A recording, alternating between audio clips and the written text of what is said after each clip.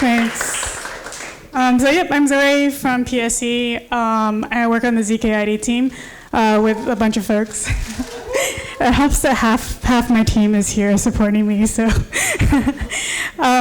for those who are unfamiliar, we're a collaboration between PSE and the Ethereum Foundation, and our main goals are to proliferate zkID standards with standard bodies, institutions, and governments, and also research and prototype parts of the identity stack, as well as general education and outreach.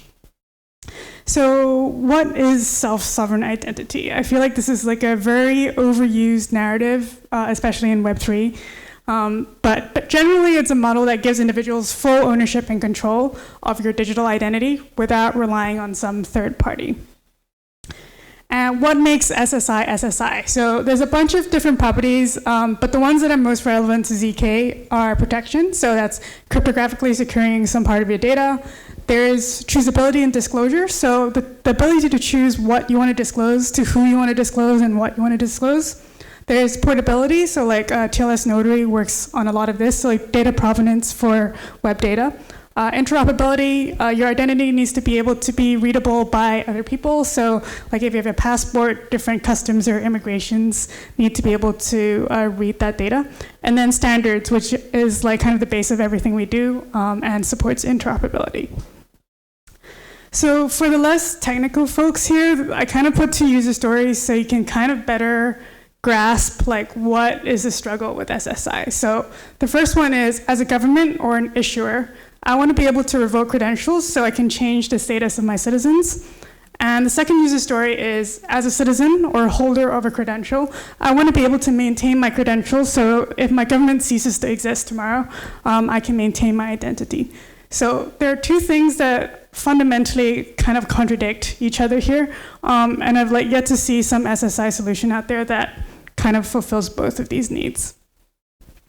So for those who are unfamiliar with data structures, especially with the context of identity, I'm just going to briefly go over how it currently works. So you have an issuer. So traditionally, this is like the government issuing, say, your passport, or it could be a university issuing a credential for a diploma, or it could be like a gym, like issuing your gym membership.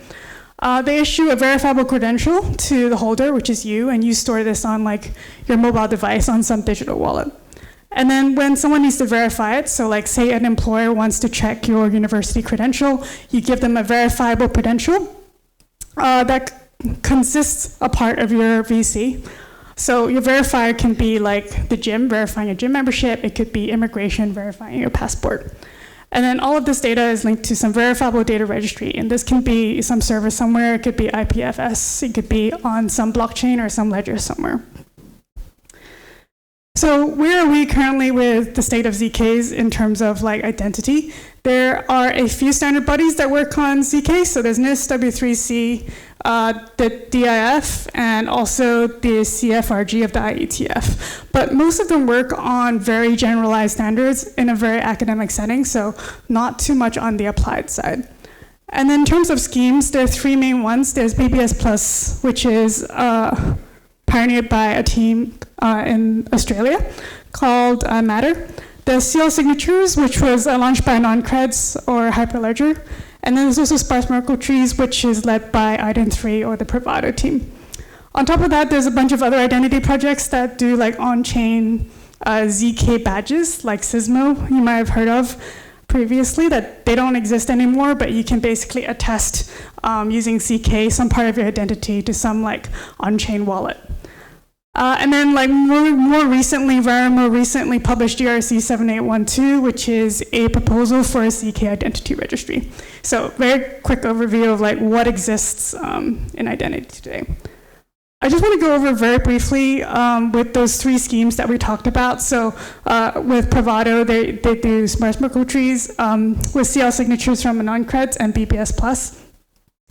Even though they exist, CL Signatures was created pre-CIRCOM, so they only allow predicated proofs. So you can say I can prove this person is above 18, but you can have some combination of a proof, right? So you can have this person is above 18 and they're from Taiwan. And then with BBS Plus is not possible on mobile right now. So lots of limitations with each of these schemes that make it not possible. So like schemes exist, and like this SSI narrative has been like overly repeated like over and over again. Like what's stopping us from like fully realizing it? During DevCon, 50 SSI stakeholders got together for a roundtable workshop, and these were like the 9 main things that we came up with that was like blocking like the full realization of SSI. So each of these probably deserve like a full hour talk on, so I'll just go over them very briefly on like what it is, why it's important, and like how can we get there. So client-side proving, so proving some computation on your mobile phone in this case, which is important for identity. It means we don't have to reveal some information to a third-party prover. So what do we need for it? We need like better proving performance on mobile devices, especially low-end devices, to be like under 3 seconds, optimization with memory, and then client-side verification. So let's say you're on a road somewhere in the middle of nowhere with no cell reception, and you get pulled over by a police officer, and you show them some proof of your driver license. They need to be able to verify it on their device as well, so not just proving. And then general benchmarking. So I grabbed this out of the MoPro team. Thanks, Phoebe. So this is kind of like the state of where we are with Anon Adar, which is an Indian ID card. It takes about 17 seconds to prove on a phone. And I think this is on an iPhone 12 mini, so still pretty far from like a usable state. Recursion and composability. So basically, the ability to prove a proof within a proof, and what it unlocks is composability and compression. Generally, we need to kind of standardize and simplify circuit creation and create more general purpose circuits. So a lot of the work that 0xPark is doing with GPCs is going to push that forward, and also developing reusable circuits. So like, you don't need to create specific circuits for every part, like every specific identity information you want to prove. Liveness and proof of personhood. So this is a WorldCoin orb. It's important because we need to prove like that you're the person behind whatever action or whatever thing you're using your identity for, right? So biometrics has been used a lot for it, and like one other concept that is kind of like maybe hard to grasp for most of us in like the modern developed world is like, what if you're a refugee and no like state government recognizes your identity? Like how can you prove that you like still exist and you know you have some kind of identity? With proof of personhood, there's also like I think broken incentive mechanisms. So there was like a study done between 2019 and 2022 where they found that as little as $2 was enough to bribe someone to kind of give up their keys to their proof of personhood. So generally, we need to think about like not just cyber resistance, but also collusion resistance and general incentive mechanisms for proof of personhood. WorldCoin is probably like the biggest infiltration of proof of personhood right now. They have like 15 million users, and they're also like at risk of centralization of proof of personhood. So we need to also like decentralize. Unlinkability. So this is the concept that just by analyzing data access patterns, you can reveal some part of your identity. So this is obviously really negative for identity credentials because you don't want to reveal something about yourself just when you're accessing identity data. So a few things have been kind of like on the table for discussion right now that might help with that: oblivious RAM, PIR, but generally we need to research more different types of data structures for access and retrieval. And then more recently at PSC, someone raised the concept of PRF as well. Post-quantum, so yeah, the timelines for that is like moved to 2030 now, so a very like urgent need now for unlinkable post-quantum signature schemes and to just generally move away from elliptical curve primitives. And until we're able to solve that, we basically can't have any identity on chain because there are entities out there that are already collecting like encrypted data to break in some kind of like PQ future, right? So more research on PQ primitives, not just proving schemes, aggregation techniques, and all-around benchmarking. Usability in UX is another issue. So when you're talking about like countrywide adoption, your grandma actually needs to know how to use it, right? So like how can we get there? Recovery, we've kind of like briefly talked about, we can use biometrics or like social recovery methods.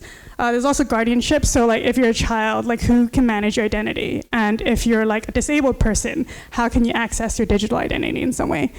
So right now, I think there's like a lot of work being done with account abstraction. Things like ZK email can like push that forward in terms of like how usable zkID will be in the future. Governments, so they're the most kind of like obvious angle of attack for adoption. And they're mostly concerned with compliant policy. So like, how can you comply with some GPDR requirement? One of which is like, as a person, you need to be able to ask a controller to erase all your data whenever you ask them to. And the way that we're seeing SSI projects approach that is to like put their identity project on some Validium chain and not use some cryptographic primitive instead. So like one thing that governments can do is like write identity specific or SSI specific regulation to push that forward. And another thing they're concerned with is like just like full round integration. So like not just like having some government ID, but how does this integrate with like healthcare services, banking, and all other types of like businesses and vendors. So like looking at it from like a much bigger picture. And you've probably seen this meme with standards. There's like 14 competing standards, and we'll just like add one more standard that encompasses everybody else's use cases. There's like two ways in general for standards to be adopted. One is to write a specification and push it.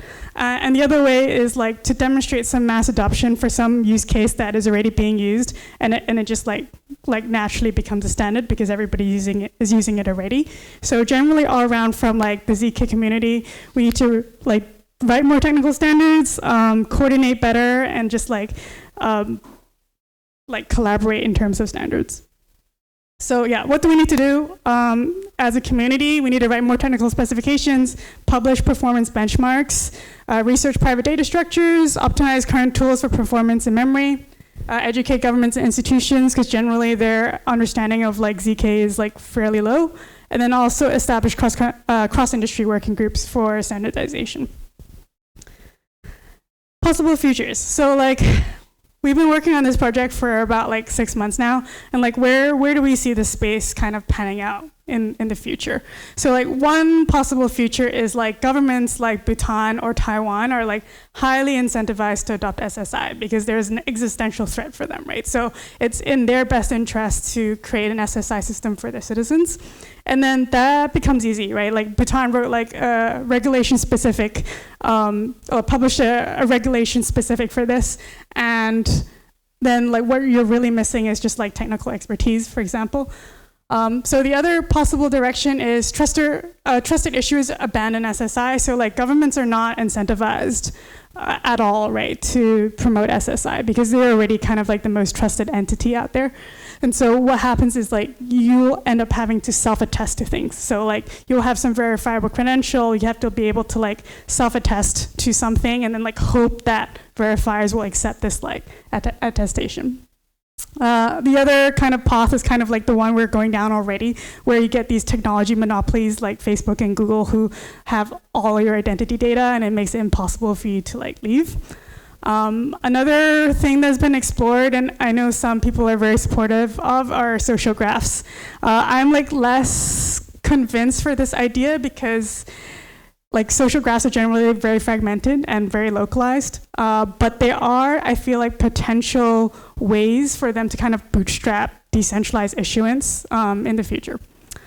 L2 identity registry, so this is what ENS came up with recently, like a block L2 specific for like identity and that doesn't compete with block space for like transactions and other things like that. But in order to get there, we need to solve the PQ problem as well as like unlinkability. And then this like idea of this unified identity layer. So this has been like described in many words, and I feel like in many forms, but generally having this like unified layer that can read all different data formats. So like have like verifiable credentials, digital signatures, or like PCDs from Xerox PARC, and then have that like all kind of aggregate into some unified layer that can be like verified by third parties. So yeah, possible futures there. And that's kind of my talk. Join us. Oscar has put together a ZK specs repo. So if you're building on some applied ZK work, not even just specific to identity, please contribute to our repo. And then some other projects we're thinking about at PSC is BBS plus Solidity Verifier, working on pod 1s and GPCs from 0xPark, possibly creating decentralized issuers with MPC, and then creating verifiable credentials as the output of TLS Notary with web data, and then also the Self-Attest Hub. So yeah, that's it. Thank you.